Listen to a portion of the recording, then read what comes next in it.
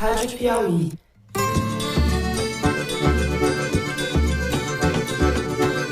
Olá, sejam muito bem-vindos ao Foro de Teresina, o podcast de política da revista Piauí. Resta a nós, investidos pelo poder popular, exercer a cada dia a boa política do entendimento, da conciliação e do equilíbrio. Eu, Fernando de Barros e Silva, na minha casa em São Paulo, tenho o prazer de conversar com os meus amigos José Roberto de Toledo. Opa, Toledo! Opa, Fernando! Opa, Thaís! Sobre a violência cometida em 8 de janeiro, os que a conceberam, praticaram, insuflaram e os que as financiaram serão responsabilizados com o rigor da lei. Opa, Thaís, que está em Brasília. Salve, salve, Thaís Bilenque, diretamente de Brasília. Salve, salve, Fernando Toledo. Estamos aqui na Terra Seca. Porque a partir do meio que você expõe a vida indígena, a violência, seja ela física, seja ela por meio da contaminação dos meios naturais com que aquele grupo necessita para continuar vivendo, você coloca em risco sua extinção também.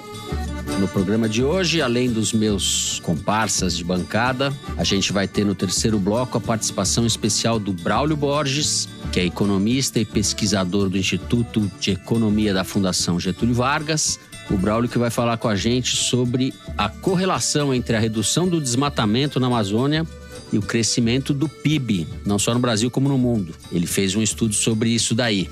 Vamos então aos assuntos da semana. Deu Arthur Lira na Câmara, eleito presidente com votação digna de ditador caribenho, nada menos do que 464 votos dos 513 disponíveis ou possíveis, e deu Rodrigo Pacheco no Senado numa votação bem mais disputada contra o bolsonarista Rogério Marinho. Foram 49 votos para Pacheco e 32 votos para o ex-ministro de Bolsonaro. Um eventual revés nessa eleição seria desastroso para a democracia que segue sob ataque dos vândalos, como pudemos, aliás, ver no comportamento de alguns parlamentares do PL, partido de Bolsonaro, que decidiram assumir seus mandatos com adesivos pregados nas costas dizendo fora ladrão, fora Lula. A gente vai discutir um pouco de tudo isso daí. No segundo bloco, vamos tratar da volta do Supremo Tribunal Federal aos trabalhos, numa cerimônia de abertura do ano judiciário marcada pela defesa da democracia. Num plenário totalmente reconstruído depois da depredação de 8 de janeiro, com poltronas, móveis, vidraças e equipamentos novos, a presidente da Corte, Rosa Weber,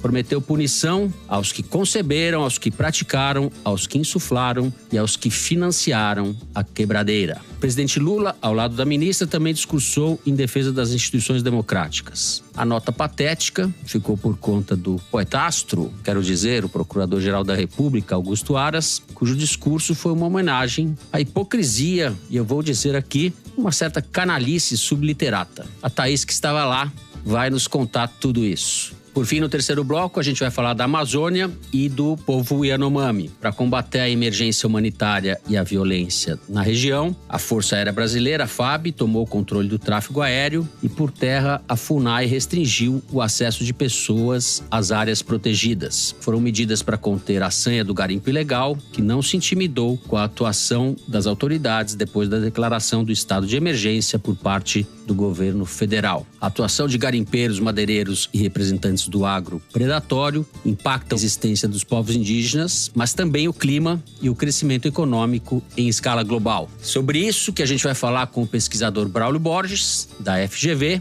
Braulio, que calculou o impacto sobre o PIB mundial se o Brasil conseguisse zerar o desmatamento na Amazônia e no Cerrado. Não é pouca coisa. É isso, vem com a gente.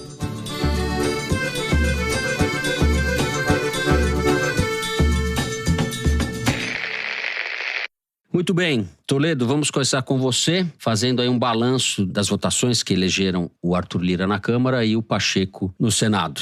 Fernando e Thaís, o Lula teve 2 vitórias nessa quarta-feira em Brasília, mas bem distintas. Uma foi uma vitória por ação e a outra foi uma vitória por omissão. No caso do Senado, foi uma vitória por ação, porque teve uma ação direta do governo, ministros deixando o cargo de ministro para reassumir sua cadeira no Senado para votar, o ministro Padilha, das Relações Institucionais, que faz a articulação política do governo, se dedicando quase que exclusivamente a ganhar votos, garantir os votos para o Rodrigo Pacheco. O Lula não atuou pessoalmente, mas logo deu os parabéns para o Pacheco e para o Lira, antes mesmo deles discursarem o discurso da vitória. Enfim, houve uma ação direta do governo para garantir essa vitória, que era absolutamente essencial. E, portanto, o governo pode esperar do Rodrigo Pacheco uma lealdade diferente da que ele pode esperar do velho novo presidente da Câmara, Arthur Lira. Por quê? No caso do Lira, a ação do governo não foi uma ação, foi uma omissão. O Lira ganhou praticamente por WO. Quer dizer, aquilo que no MMA eles chamam de no contest. Quer dizer, não houve disputa praticamente, né? Porque o governo sabia que iria perder se entrasse para disputar contra o Lira, ou tinha um risco muito grande de perder, e o PT está escolado. Fez isso com o Lira 1, que é o Eduardo Cunha. O Eduardo Cunha ganhou a eleição e terminou no impeachment da Dilma. Então, para não repetir o erro, o Lula preferiu se omitir, lavar as mãos e orientar o PT a votar a favor do Arthur Lira. Agora, a vantagem dele foi tão grande, nunca ninguém teve. Bateu o recorde que o PT tinha tido em 2003, né, com João Paulo Cunha. O que isso significa? O Arthur Lira sabe que ganhou por méritos próprios, não ganhou porque o Lula ajudou. Tudo bem, o Lula não atrapalhou, mas não deve a vitória dele ao Lula. E isso cria uma relação muito diferente daqui para frente entre os dois. O Arthur Lira tem fama de respeitar acordo, como o Eduardo Cunha também tinha. A gente vai ter o primeiro teste agora, provavelmente ainda no primeiro semestre, na votação da reforma tributária, porque ele próprio já disse que ia tentar votar agora como quer o governo, como quer o Haddad. Só que a expressão reforma tributária quer dizer coisas muito diferentes para o Arthur Lira e para o Fernando Haddad. Eu tenho certeza que o Haddad quer fazer uma reforma tributária progressiva, que penalize os mais ricos e desonere os mais pobres, né? Eu tenho dúvida se o Arthur Lira vai comprar essa versão, né? E vamos lembrar, o governo não tem mais o que o governo Bolsonaro tinha na Câmara, que é o orçamento secreto. Ele está bem diminuído, bem menos eficiente do que era. Então, resta ali a barganha por cargos. É uma relação a se analisar ainda, essa relação do governo com o Lira e a maioria que o governo vai ter na Câmara, se ela vai ser consistente ou não. Você concorda que o Lira, sem o instrumento do orçamento secreto, vai buscar outras formas de otimizar ali os seus interesses, que é de faturar? Não, ele mostrou nessa votação que ele tem uma enorme influência sobre os deputados, como ninguém mais tem. Então, é uma guerra fria. É uma relação que vai se estabelecer com o tempo e na prática, né? No Senado, a vitória do Rodrigo Pacheco, não vou dizer que foi suada, foi bem mais fácil do que o terrorismo jornalístico previa. No final, o governo conseguiu 49, que é exatamente 3/5, que é o que ele precisa para aprovar uma emenda constitucional. Mas os 32 votos que o bolsonarismo conseguiu para o Rogério Marinho foram graças a uma intervenção pessoal do Bolsonaro, que ligou para senadores, mandou a Michelle lá no Senado ontem para caçar voto, ficou com fama de pé frio, coitada. E mandou até o Pedro Maluco lá, o cara que já foi presidente da Caixa, foi afastado por acusação de assédio. O cara que está sendo processado, investigado por assédio. Eles trabalharam duro para tentar um resultado expressivo. Wellington Dias, ministro do Lula e um dos senadores que voltou para votar e vai reassumir o ministério, disse que o governo tem mais do que os 49 votos, que ele tem 53 votos. Mas, de qualquer jeito, no mínimo 27 votos para conseguir apresentar um pedido de instalação de CPI, a oposição bolsonarista vai ter. E isso pode criar constrangimentos para o governo e pode, inclusive, criar constrangimentos para ministros do Supremo. Embora com a vitória do Pacheco tenha ficado quase impossível um impeachment de um ministro do Supremo com esse placar. Sobre essa história dos votos no Senado, o Alexandre Padilha, ministro de Relações Institucionais, o Jacques Wagner, que é o líder do governo no Senado, todos eles têm o mesmo argumento de que os votos no Marinho não são votos necessariamente contra o governo. Tem questões regionais, questões dentro do Senado mesmo, inclusive com o Pacheco e com o Davi Alcolumbre, já vou falar disso. Então, eles minimizam o tamanho dessa força aí, né, de oposição ao Pacheco, que não seria uma oposição ao governo.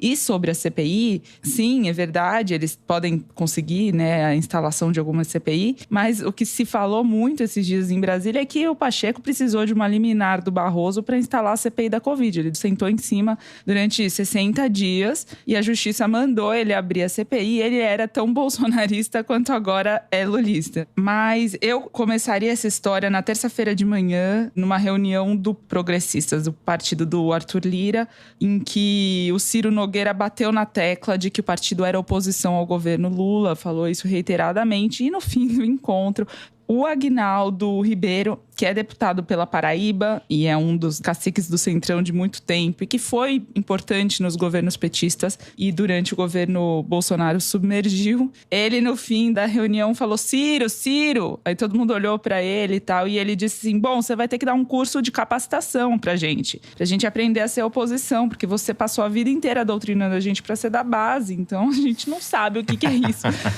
E aí todo mundo deu risada, fizeram comentários, porque assim, o aspecto do Ciro esses dias era bastante desolado. Eu começo nessa terça-feira, nessa reunião, porque a partir daí começou essa onda Marinho, essa especulação, será que ele vira, será que ele cresce? E a gente conversando com vários senadores e deputados percebia que tinha uma confusão ali, que estava sendo jogado na confusão mesmo, de não conseguir ninguém cravar se era uma coisa ou outra. Daí o Padilha dá uma entrevista na Folha dizendo que abriria os cargos do segundo e terceiro escalão do governo, que era uma coisa que eles queriam deixar só para depois da eleição das mesas, diretoras da Câmara e do Senado. E abrir significa distribuir, certo?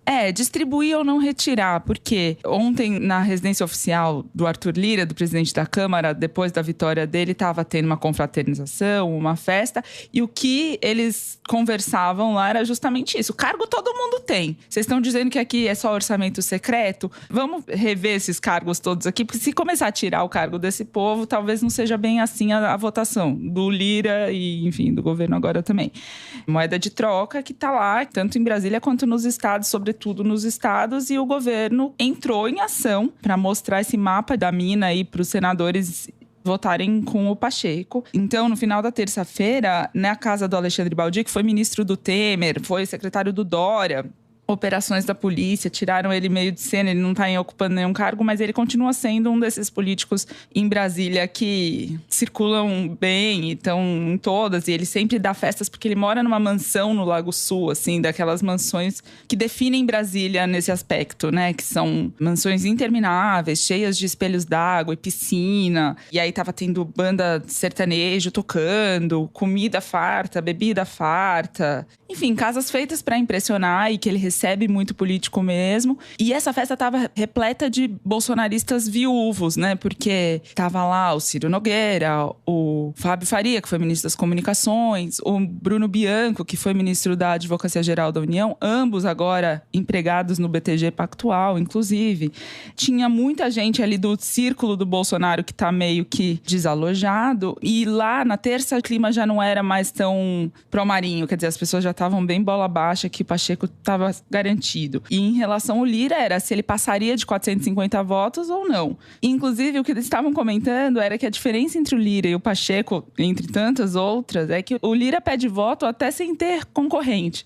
E o Pacheco não desce ao chão para conversar com os pares, enfim, nem pedir voto, ele pede direito. Ele faz todo o mise-en-scène do poder, mas não dialoga de igual para igual, digamos assim. E na presidência, né, como presidente do Senado, a mesma coisa. O que se falou repetidamente em Brasília esses dias é que Davi Alcolumbre era o presidente de fato, digamos assim, do Senado durante essa gestão, porque operou o orçamento secreto e fazia o jogo ali, comezinho, digamos assim, da distribuição de poder. E isso que, inclusive, gerou incômodos entre os senadores, porque além dele já ter um acordo para continuar presidente da CCJ, comissão mais importante da casa, teria também a possibilidade de suceder o Pacheco. Então, o Davi Alcolumbre, que assumiu em 2019, voltaria em 25, ou seja, 10 anos alternando Davi e Pacheco, e aí como fica Renan Filho, por exemplo, que tem essa pretensão. Então, em tese, o Marinho cresceu com esse tipo de questão, com esse tipo de problema. E aí entra um ponto importante que, na fragilidade ali dessa articulação, eu ouvi crítica de ex-presidente do Senado a ministro do governo sobre a articulação do governo no Congresso, que joga para frente. Por quê? O fato de o governo não ter feito uma operação casada entre a eleição na Câmara e a eleição no Senado deixou um espaço ali de oportunismo que podia ter sido sido ocupado, né? Porque com o Lira, o governo negociou tudo nos termos favoráveis ao Lira, não fez nenhum bloco de governo, quer dizer, o blocão do Lira que elegeu ele é o mesmo bloco do governo em tese, então o governo não tem uma base aliada organizada, por isso vai estar sujeito às intempéries do Centrão e aos pedidos específicos do Lira. E aí o resultado disso é, União Brasil, por exemplo, tem 3 ministérios e não necessariamente entrega os votos, PSD tampouco, ambos os partidos traíram o Pacheco no Senado, não entregaram todos os seus votos, tanto que em dado momento o Zé Guimarães, que é um líder do governo na Câmara, ele falou, deixa eu ligar aqui pro Elmar Nascimento, que é o cacique do Centrão do União Brasil que opera na Câmara. E aí ele desliga e fala assim, aqui é orai e vigiai.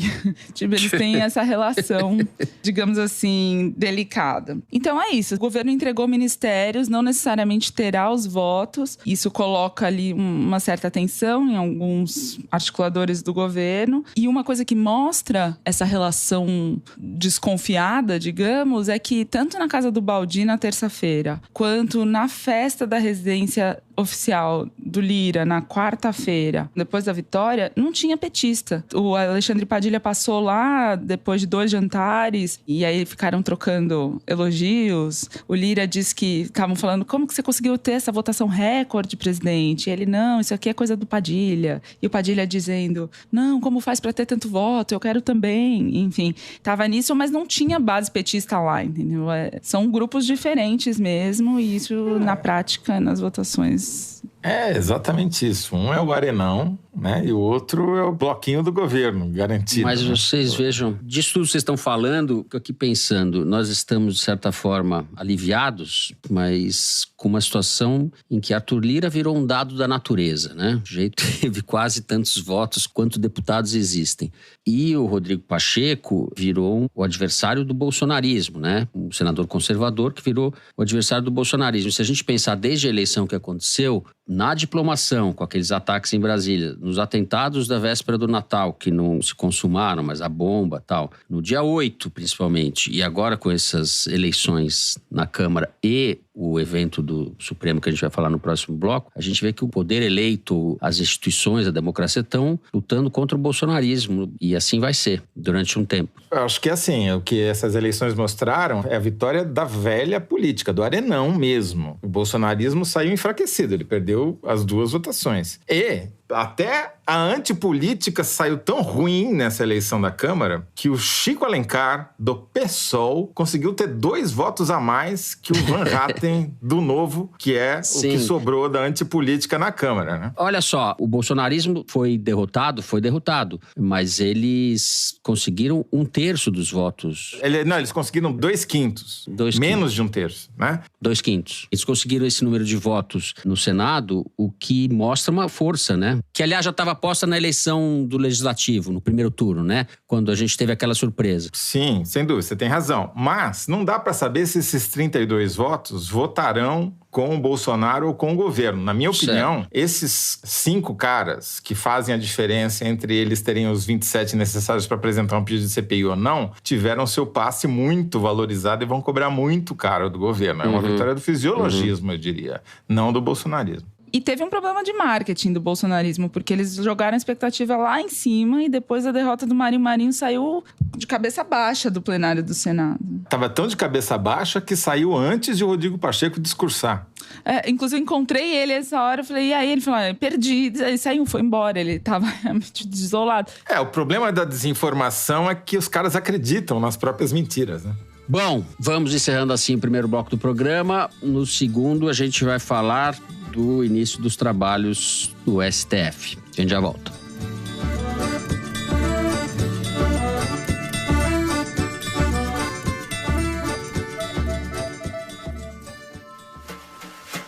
Na revista Piauí de fevereiro, o repórter Breno Pires apura o impacto da intentona golpista de 8 de janeiro no futuro de Jair Bolsonaro e da extrema-direita.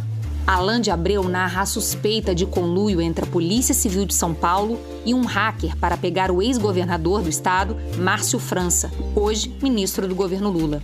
Ricardo Baltazar reconstitui o maior furo jornalístico da carreira do veterano Jânio de Freitas, a revelação de fraude na concorrência da ferrovia Norte-Sul. Matias Max faz o perfil do artista plástico Alan Weber, o fenômeno que levou a vida na favela para dentro das galerias de arte. Seja no papel, na tela do computador ou do celular, assinante Piauí lê esses e outros textos exclusivos. Saiba mais em revistapiauí.com.br.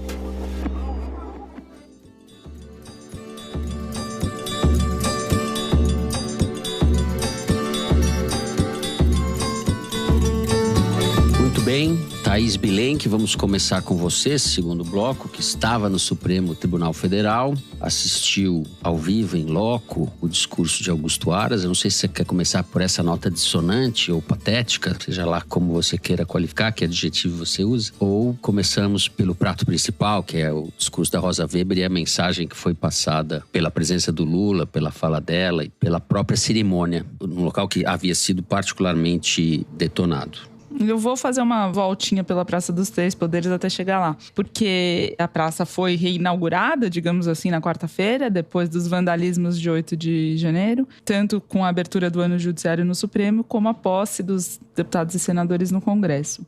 O Palácio do Planalto ficou em funcionamento direto desde então, porém adotou alguns procedimentos restritivos de acesso. Então, por exemplo, um jornalista chega lá com uma entrevista agendada, ele não pode subir em nenhum gabinete sem que alguém da SECOM, da comunicação, venha buscá-lo e acompanhá-lo durante todo o percurso até o gabinete específico. Antes, a gente podia subir, circular livremente, entrar na porta dos assessores. E no governo Bolsonaro, eles fizeram uma porta de vidro fechada, trancada, para barrar esse acesso. No governo Lula, eles tiraram a porta de vidro, porém não deixam nem subir mais a escada, pelo menos enquanto reorganizam a segurança do palácio, porque eles ainda estão entendendo o tamanho do golpismo que estava instalado lá dentro. A Polícia Federal, por exemplo, descobriu há pouco que pelo menos 5 computadores do GSI, o Gabinete de Segurança Institucional, isso no governo Bolsonaro, a serviço do Augusto Heleno, eram usados para produzir fake news e meme e distribuídos pelo gabinete do ódio da SECOM, né? Comandados pela SECOM, mas eles tinham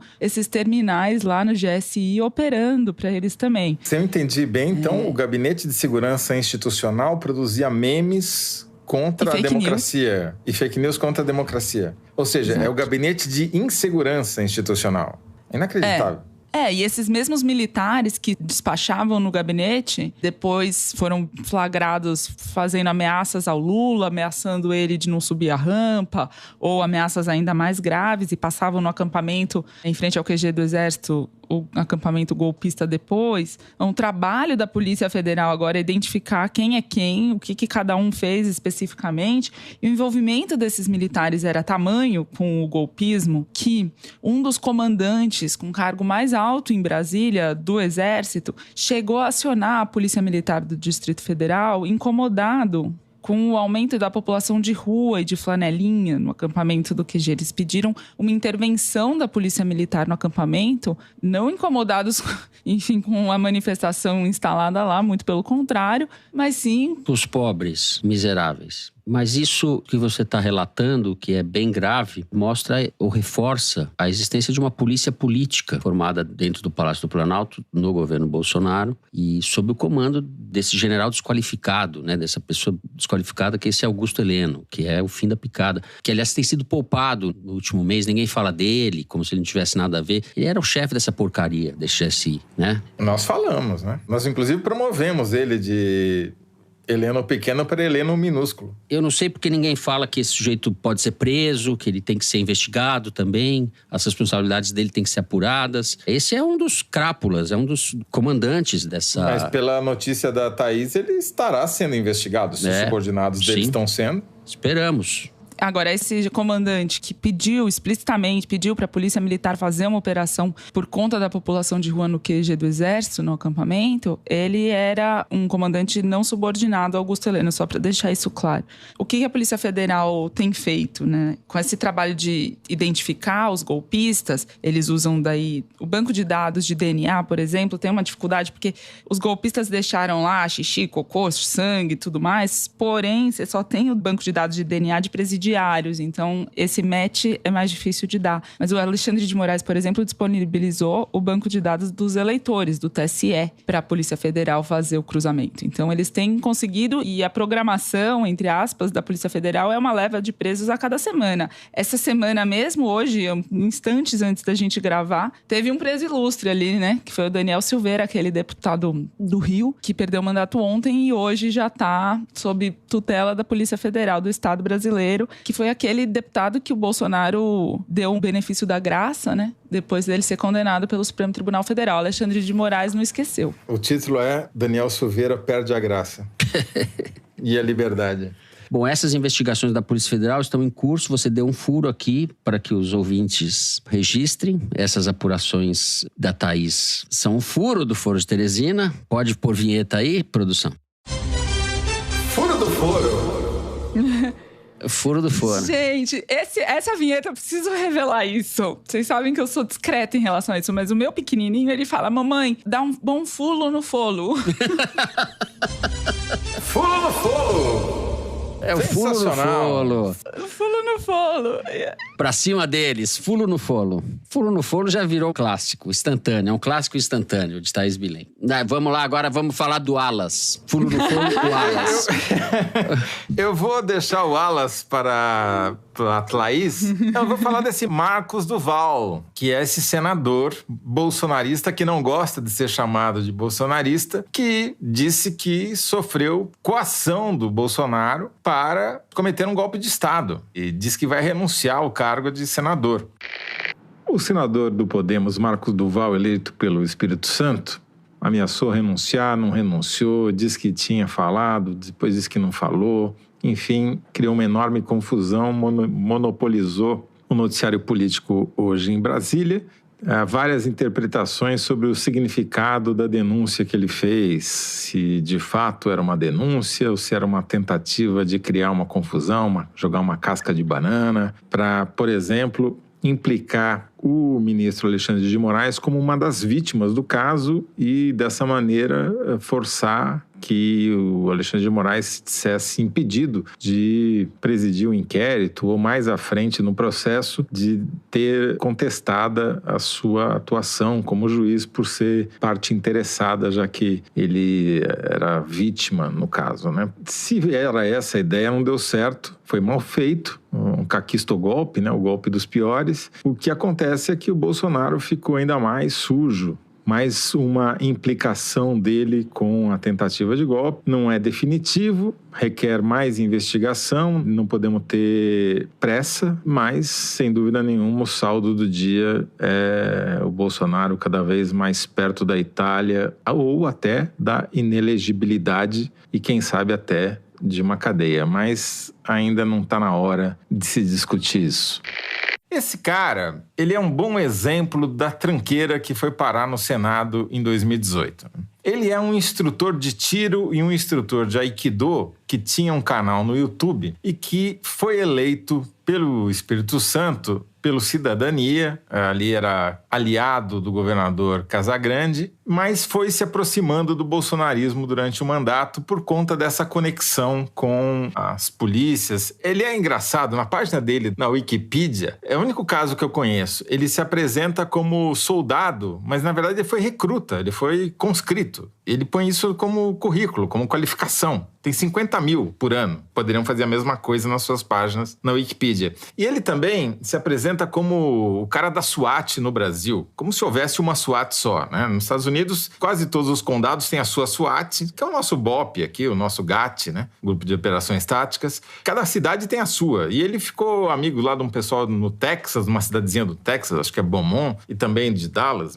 E daí ele traz os caras da SWAT aqui, dá curso no Brasil, cobra caro, e ele ficou famosinho por causa disso. E agora, em janeiro, dados da Arquimedes, que o pessoal estava reclamando que eu não usava mais dados Arquimedes da 23, 2023. Arquimedes saiu do recesso e veio me ajudar aqui. O Arquimedes tem que trabalhar. E contou uma coisa muito interessante. O Marcos Duval tinha crescido muito no Instagram e no Twitter, com novos seguidores e com engajamento de bolsonaristas, porque ele falou grosso. Depois do 8 de janeiro, ele disse que ia pedir o impeachment do Dino. do ministro da Justiça, e começou a crescer no bolsonarismo. Só que, pelo jeito, foi enquadrado e agora já veio renunciando ao mandato, quer dizer, o de machão a fujão em menos de um mês, né? Um caso realmente mostra como a política brasileira estava poluída, especialmente o Senado. Continua, né? Mudaram algumas caras, mas enfim, paro por aqui. Muito bem, depois dessa digressão bem interessante sobre o senhor Duval, Thaís, vamos ao Alas, finalmente. Vamos ao... Eu vou parar de falar assim, porque senão vai ficar ridículo. É o Supremo, o Alas. Vai virar um negócio... A gente vai ficar viciado, né? Cebolice. Essa cebolice, a gente vai ser demitido por justa causa aqui. Cara, essa infantilização de tudo, mas o fulo do folo é impagável. Vamos lá, Supremo.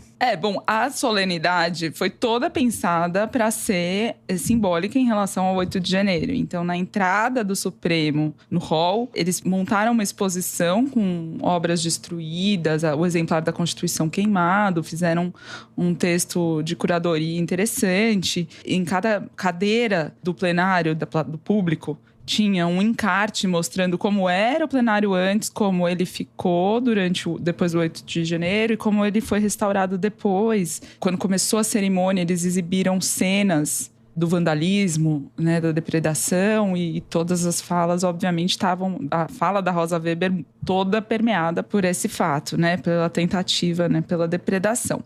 Mas daí veio o discurso do Aras, né, que foi um discurso longuíssimo, e que em dado momento, em que ele queria primeiro justificar a atuação da Procuradoria-Geral da República com uma frase nonsense, dizendo que era uma atuação discreta, evitando que extremistas se manifestassem contra o regime democrático, não evitou. E o ponto alto foi quando ele disse: democracia, eu te amo, eu te amo, eu te amo. Nós, cidadãos, precisamos dizer todos os dias: democracia, eu te amo, eu te amo, eu te amo. Nessa hora, as pessoas presentes nem disfarçaram a reação. O próprio Alexandre de Moraes, ele fez um sorriso assim de canto de boca, parecia que estava se comunicando com alguém. Enfim, não sei se ele estava olhando para alguém em particular ou não. A plateia deu risada, porque daí ele continuou com um discurso heterodoxo, digamos assim.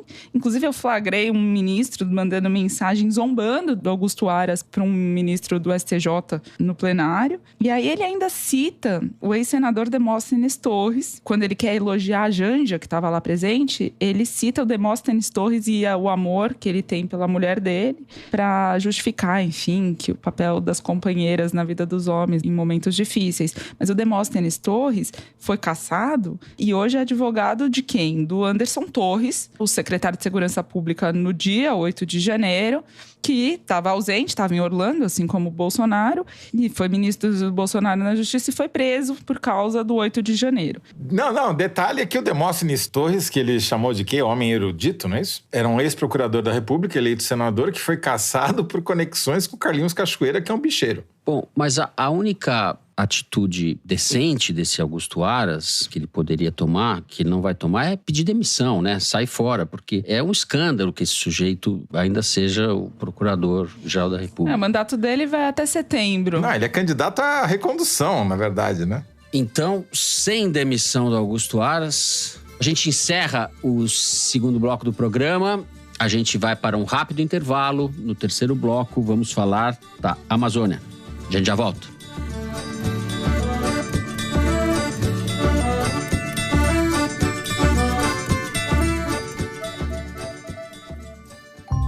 Oi, eu sou a Branca Viana e eu tô aqui para te convidar a ouvir o episódio dessa semana do Rádio Novelo Apresenta. Ele conta a história de um tempo não tão distante em que o presidente do Brasil apostou num ritual xamânico para curar um cientista.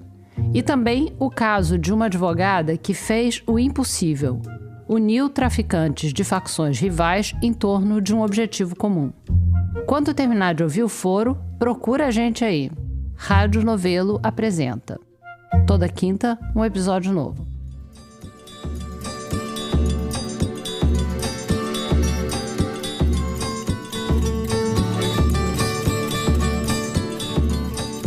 Muito bem, no terceiro bloco a gente tem a presença do Braulio Borges, que é economista, professor da Fundação Getúlio Vargas. Bem-vindo, Braulio. Obrigado pela participação. Obrigado, Fernando. Obrigado a todos que estão participando aqui pelo convite, para a gente poder falar um pouco de meio ambiente. Muito bem. Bom, muita gente que está nos ouvindo provavelmente não conhece aí os resultados do seu estudo. Você tem estudado o impacto econômico que derivaria, ou que pode derivar de uma redução ou de um desmatamento zero num horizonte de alguns anos. E esse impacto econômico é brutal, os números são muito expressivos. Eu queria que você fizesse um pequeno resumo desses seus estudos e dizendo como é que você passou a se interessar por esse assunto. Porque nos bastidores aqui, antes da gente começar, você falava que você é um economista de formação, etc., mas que o meio ambiente e essas questões cada vez mais te arrastam, né, ou te atraem para o seu campo de interesses.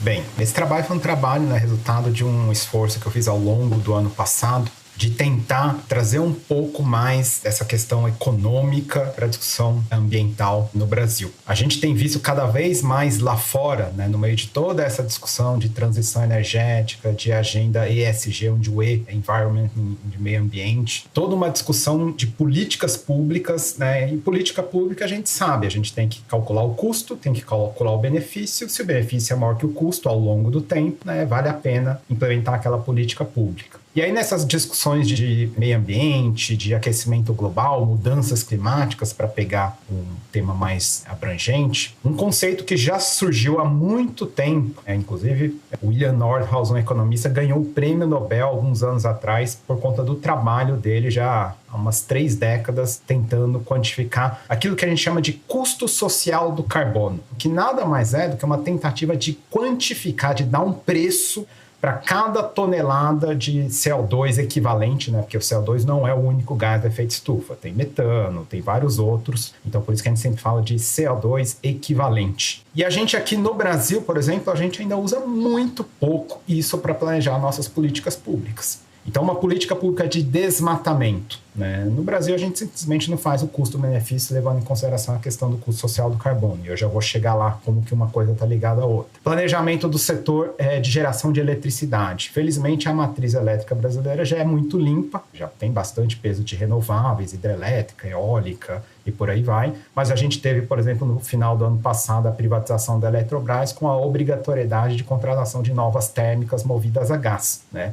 E simplesmente o custo das emissões dessas termoelétricas, isso não foi internalizado no processo de escolha. A gente só está levando em consideração os custos econômicos mais tradicionais, quanto custa para construir, quanto custa para operar, quanto custa o gás natural que a gente vai ter que usar, mas a gente não está dando um preço, né, que na verdade é um custo dessas emissões ligadas às termoelétricas. Então a gente acaba comparando uma termoelétrica com uma eólica, com hidrelétrica, de maneira até relativamente injusta, né, porque a eólica não emite quase nada de CO2, a hidrelétrica também. E aí vem esse conceito de custo social do carbono, que ele permite quantificar pelo menos parte dos impactos econômicos nocivos que o CO2 e os outros gases de efeito estufa geram sobre a economia mundial. Quais são esses efeitos? Elevação do nível dos mares, né, por conta do aquecimento, isso ameaça o valor dos imóveis nas regiões litorâneas. Você tem um aumento de eventos climáticos mais extremos, que também destrói patrimônio, ameaça a indústria de seguros.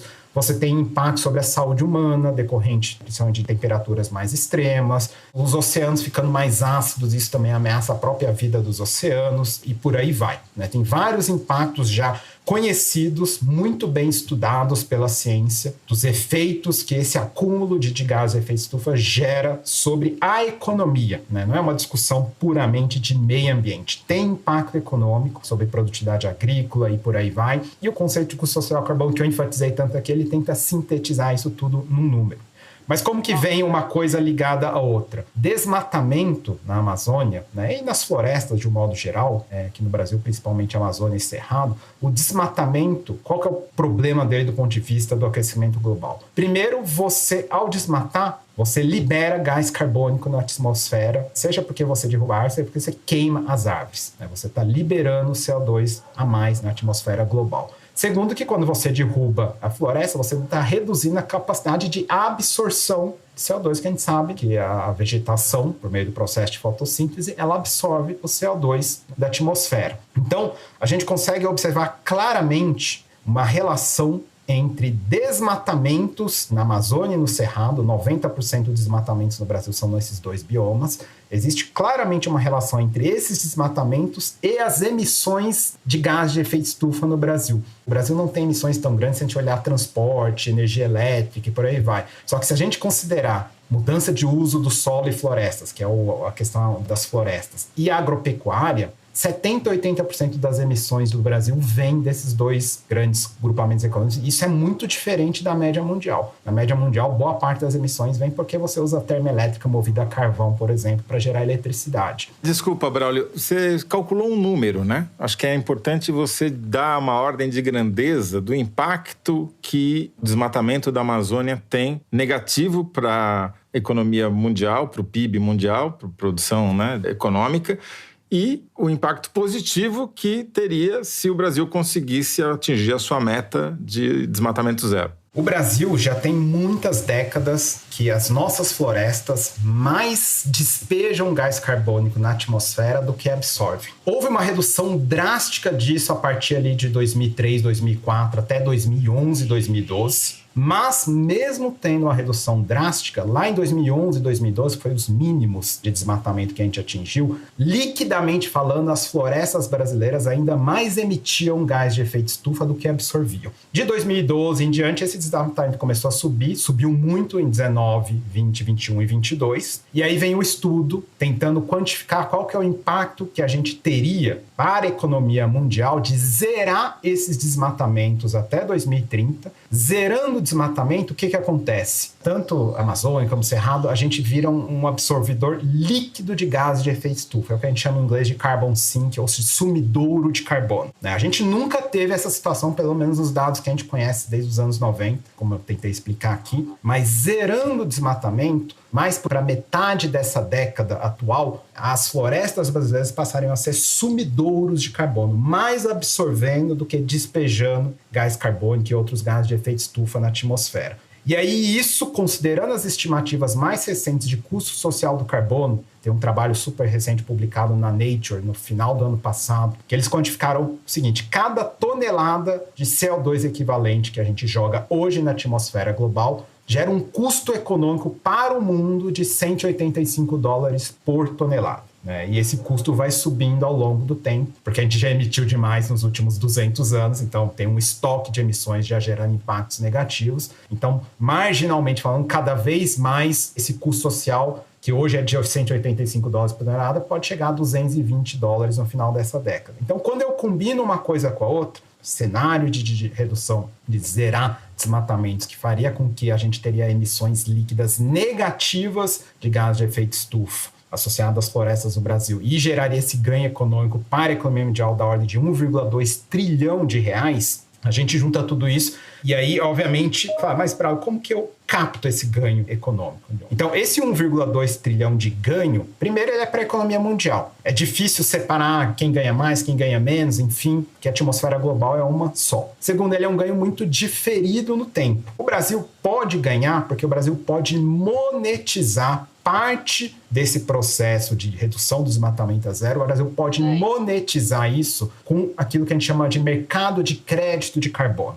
O mercado de crédito de carbono já surgiu na Europa desde 2005, eles têm um mercado lá que funciona bem. No mundo, isso está avançando para se criar um mercado global nos próximos anos. Grosso modo, para resumir bem, os países têm metas de redução de emissões, tem empresas que não conseguem reduzir emissões, elas pagam pelo direito de emitir mais do que as regras determinam. Então, o Brasil tem uma meta de redução de emissões, como vários outros países fizeram lá no Acordo de Paris de 2015. Só que se a gente zerar os desmatamentos, consegue ter um excedente de redução de emissões que a gente consegue exportar esse direito de emitir para outros países e receber dinheiro por isso. Isso é a monetização possível desse processo de desmatamento, de desmatamento zero. Eu queria só um esclarecimento, Braulio, se você está se referindo a desmatamento ilegal ou não. Acho que é importante as pessoas saberem porque, por exemplo, conversei com o Pedro Lupion, que é o deputado presidente da Frente Parlamentar da Agricultura, e o que eles falam eles têm um discurso, não, obviamente a gente é a favor de acabar com o desmatamento, porque inclusive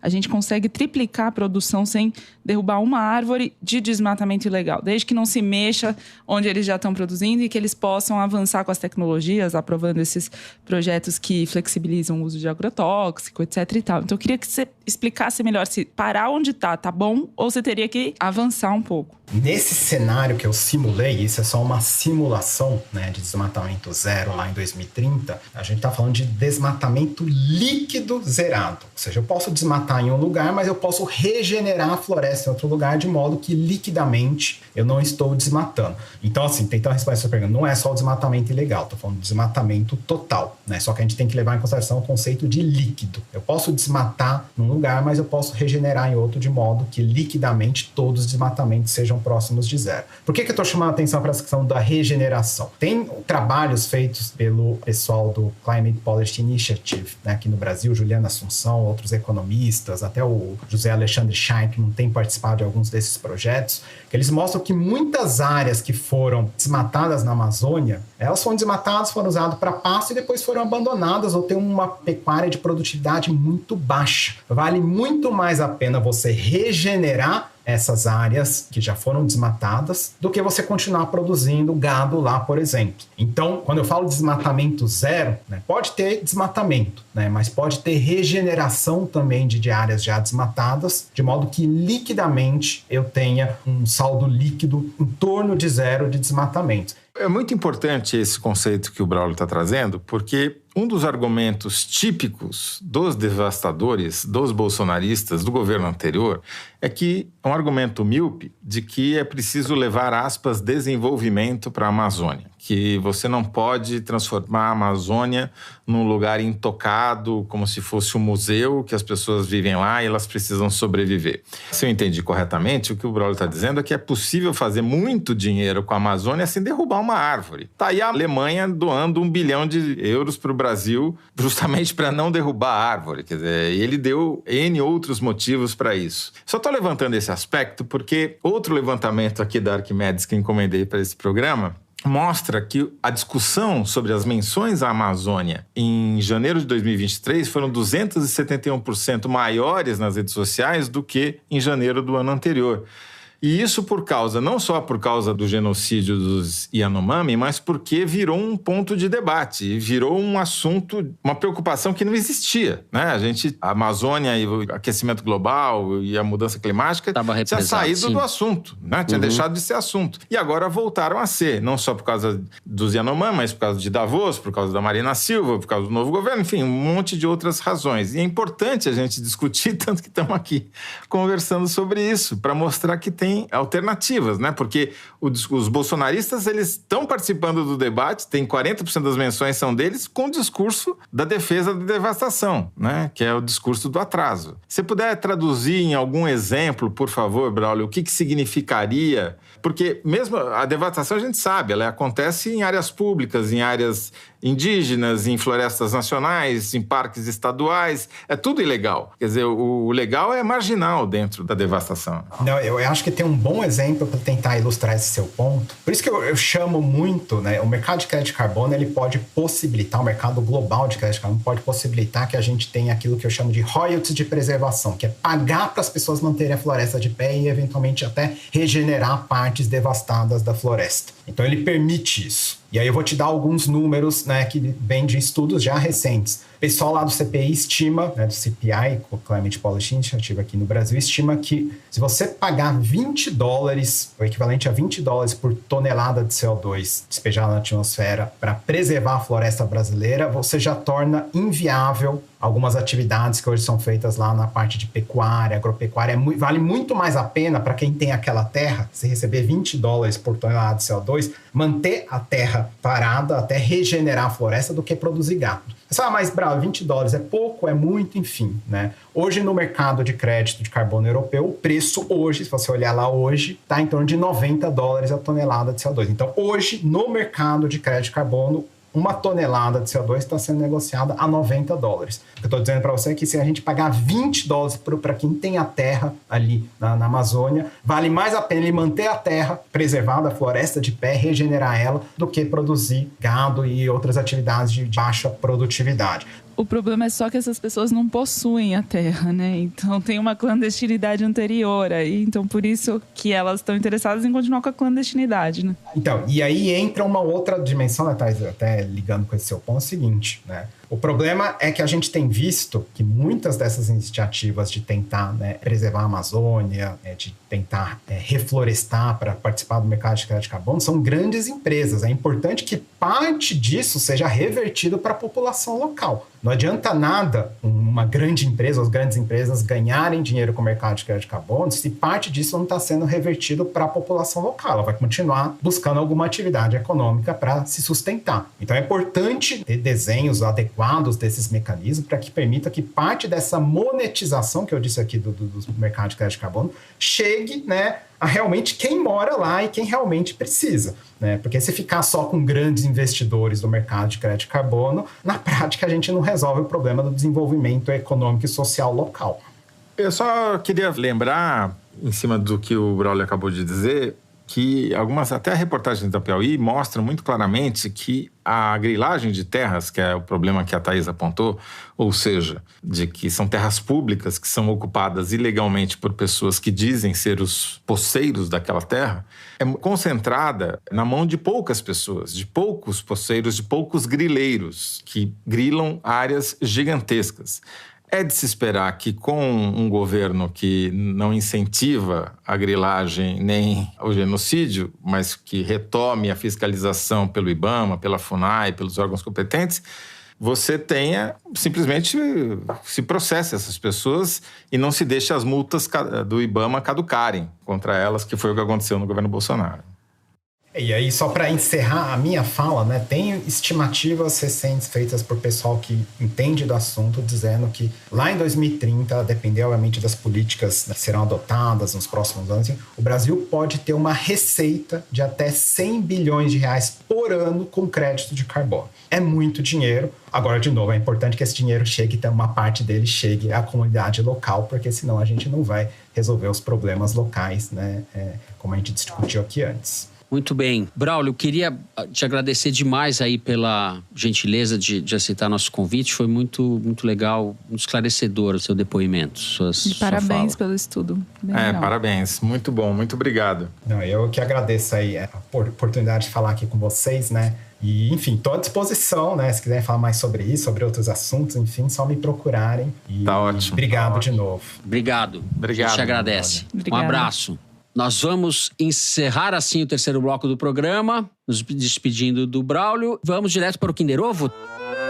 Chegamos ao momento Kinder Ovo, todos apostos, ouvidos limpinhos. Solta aí, Mari. Vamos lá.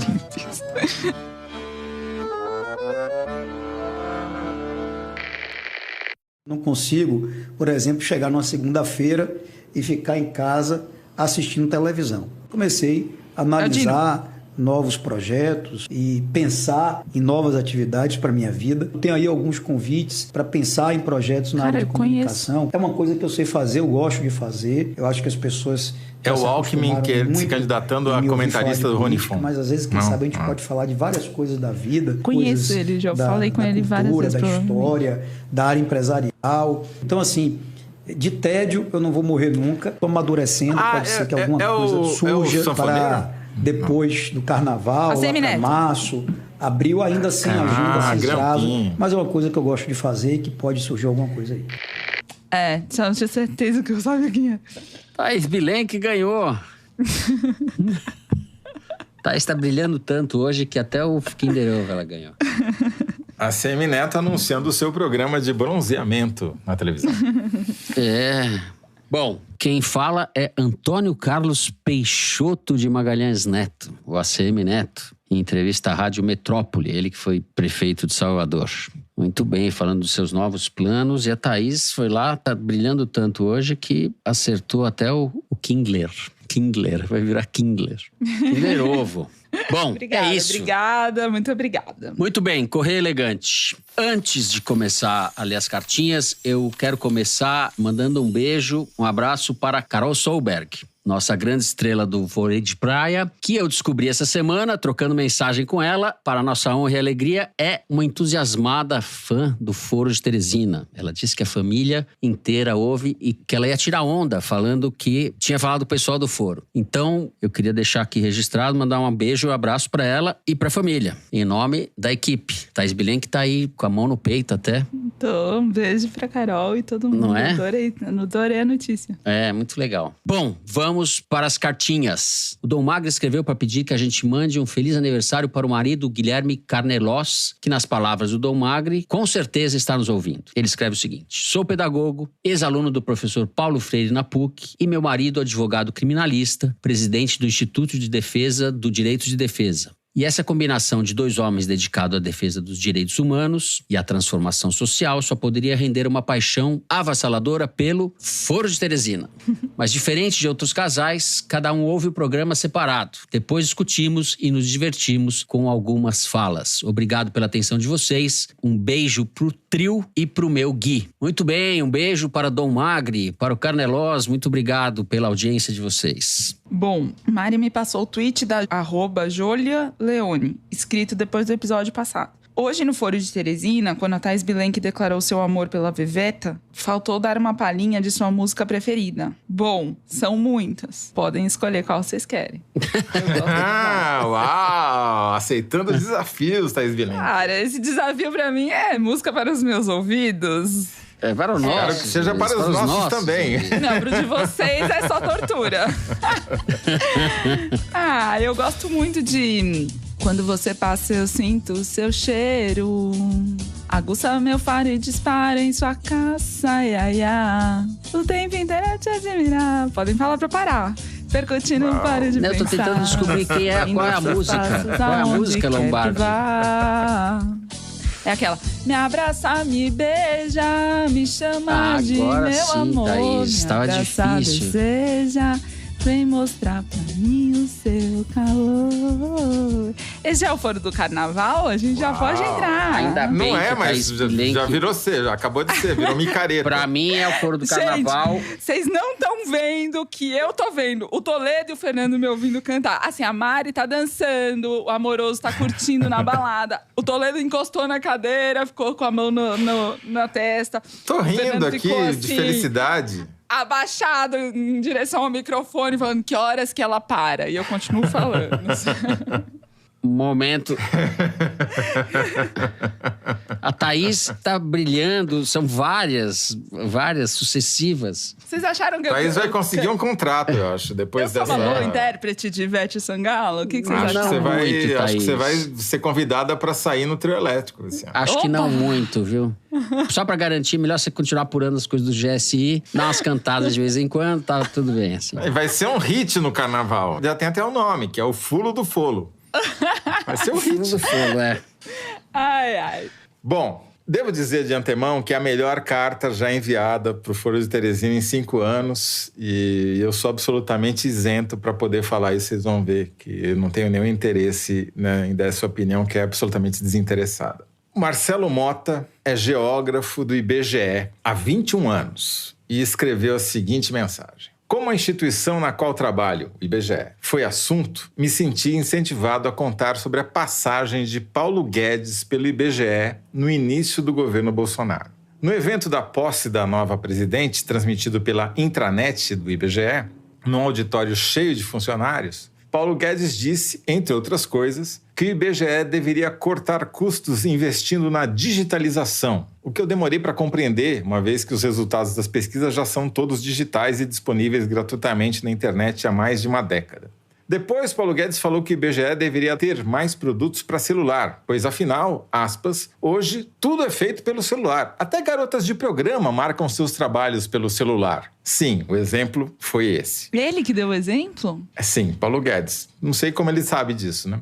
E para esclarecer, 2 pontos. Não, quem trabalha com grandes bases de dados não faz isso pelo celular. Por fim, Paulo Guedes fez uma reflexão, entre aspas, dizendo que o censo da Inglaterra tinha 30 perguntas e o do Burundi 300, dando a entender que muita pergunta era coisa de países subdesenvolvidos. E deu como missão para a nova presidente a tarefa de cortar perguntas, como se o questionário do nosso censo fosse tirado da cartola e não fruto de grupos de trabalho, discussões e consultas à sociedade que duram anos. Desculpem-me pelo e-mail longo, mas para terminar, quero só dizer ao Toledo que existe sim, oficialmente, uma Grande Matão. Trata-se do Arranjo Populacional de Matão, composto pelos municípios de Matão e Dobrada. Pelos dados do censo 2010, uma parcela significativa da população de Dobrada trabalha em Matão. Portanto, os dois municípios funcionam na prática como um só. Vamos ver se com o censo novo esse arranjo populacional se modifica. Abraços. É de fato disparado a melhor carta já enviada. Homenagem ao Paulo Guedes.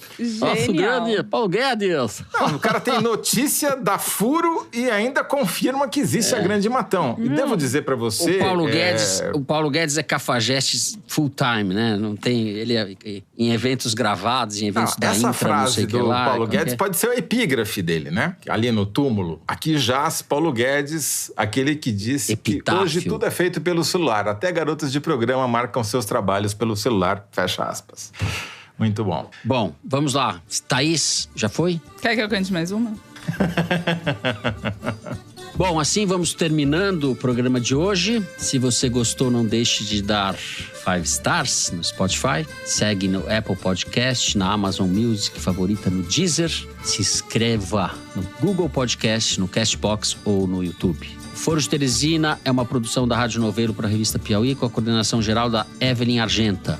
A direção é da Mari Faria e a produção do Marcos Amoroso. O apoio de produção é da Natália Silva e da Fecris Vasconcelos. A edição é da Evelyn Argenta e do Thiago Picado. A finalização e a mixagem são do Luiz Rodrigues e do João Jabassi, do Pipoca Sound. Jabassi, que também é o intérprete da nossa melodia tema, composta por Vânia Salles e Beto Boreno. A nossa coordenação digital é feita pela Bia Ribeiro e pela Fecris, que hoje aparece em dose dupla nos créditos. A checagem do programa é do João Felipe Carvalho, a ilustração no site do Fernando Carvalho. O foro foi gravado nas nossas casas e em Brasília, no caso da Thaís. Eu me despeço assim de vocês, José Roberto de Toledo e Thaís Bilenque. Mas antes de me despedir de vocês, durante a gravação do programa teve a notícia triste da morte da Glória Maria. Eu queria dedicar em nome de nós todos, em nome do programa, o episódio de hoje a essa grande jornalista que foi a Glória Maria. Glória Maria que, além de ter sido pioneira na profissão, teve uma das carreiras mais longas da história do jornalismo e da televisão. Ela começou em 1971 e estava trabalhando até agora no Globo Repórter. Foi a primeira jornalista a entrar ao vivo e a cores, né, na televisão. E a gente tem essa sensação de que conhece ela em casa mesmo, né? Sim, exatamente. É isso. Bom, aviso vocês também que estarei de férias, mini férias, nos próximos 3 programas. Mini. Nos próximos 3 programas. Mini férias. Ele humilhou. 3 programas. Eu ouvirei o Foro de Teresina, apresentado, não sei por quem, porque vocês decidem, Toledo, a Thaís. Não, vai ficar um vazio, vai ficar em silêncio. É isso. José Roberto de Toledo, tchau. Fernando, desfrute, não ouça o Foro de Teresina nas suas férias e depois traz todas aqueles guarda-chuvinhas dos drinks que você vai tomar durante as férias pra gente fazer uma contabilidade. Muito bom. Tchau, Thaís Bilenque, que você me defenda, tá? Defendo sempre. Defendo, meus amigos. Um beijo, boas férias. Obrigado, gente. Até a semana que vem pra vocês, pro Foro, pra mim, até depois do Carnaval. Até!